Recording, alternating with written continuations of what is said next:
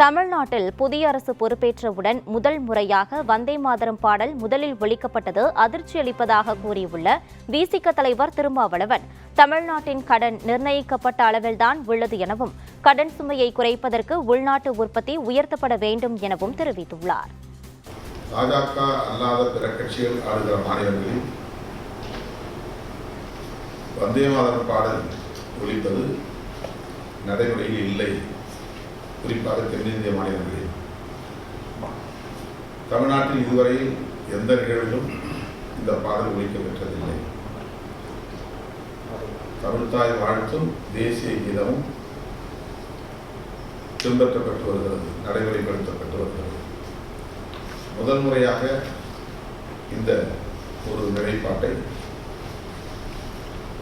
இந்த அரசு பொறுப்பேற்றதுமே மேற்கொண்டிருக்கிறது என்பது அதிர்ச்சி அளிக்கிறது. இன்னும் சொல்ல போனால் ஒரு ஏமாற்றத்தை அளிக்கிறது.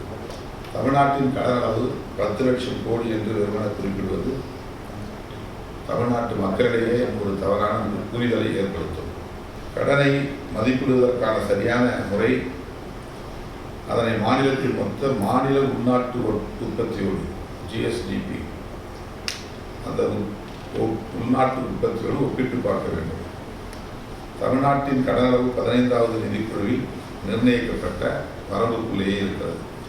ஒரு குறிப்பிட்ட வரம்பு அளவில் கடன் பெற்றுக்கொள்ளலாம் என்று இருக்கிறது. கடனின் முழுமையான அளவுகளை மட்டுமே சுட்டிக்காட்டி அச்சமூட்டுவது ஏற்புடையதில்லை.